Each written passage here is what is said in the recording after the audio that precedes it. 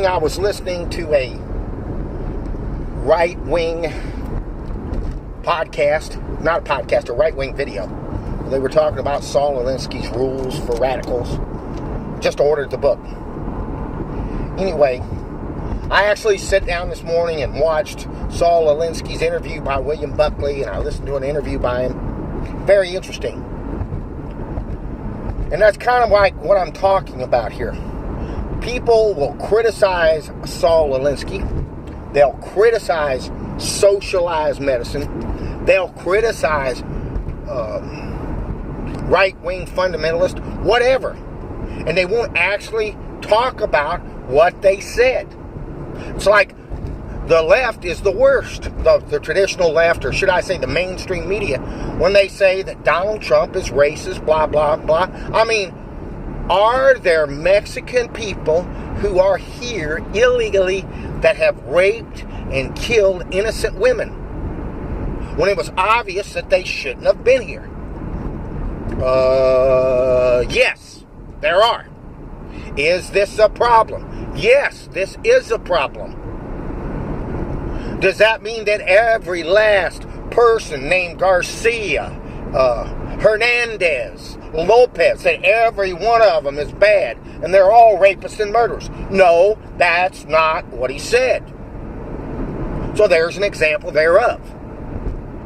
So let's go to socialized medicine. This is the thing. People, you talk to people. I talk to people at my job, which I talk to people that have to do with Second Amendment rights, and they go on and on about communism this, communism that, and so forth and so on, and they don't want it.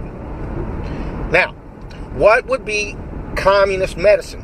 Communist medicine, I did not see Michael Moore's special about medicine, but it's my understanding that when Cuba became a communist country, like good, rational people, all the doctors left because they had spent all that money to be doctors, and they wanted to make good money, so they left and went to Miami or to New Orleans, Chicago, New York, wherever they went, they left.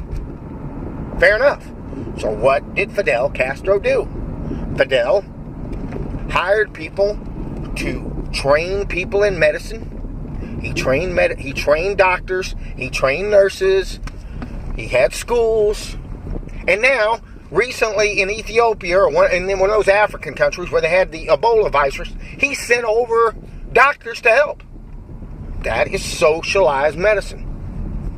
Now, where Barack Obama told everybody that you have to have an insurance policy or you're going to be fined,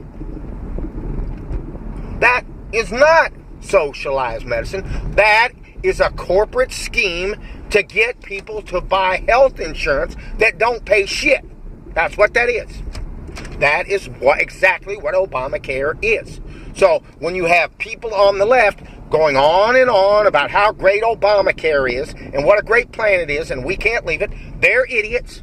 And then when you have the people talking about how Obamacare is communism and socialism and so forth and so on, they're full of shit too. So we have both sides of the issue. Neither one of them has a clue about what they're talking about and has no idea, and they're talking about gibberish.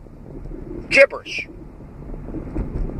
They're all idiots, all involved. The people on the left are idiots, and the people on the right are idiots. Now, are they right that this is a serious problem, that people need to have health care, and we need to do it as cheaply as possible, and that government interference makes insurance costs go up, and people need health care, blah, blah, blah? Yeah, those are valid issues. But at the very basic definition, it's like we're arguing about a motor when the problem is in the back of the car when you got a bad wheel, like I do right now, that sound you hear.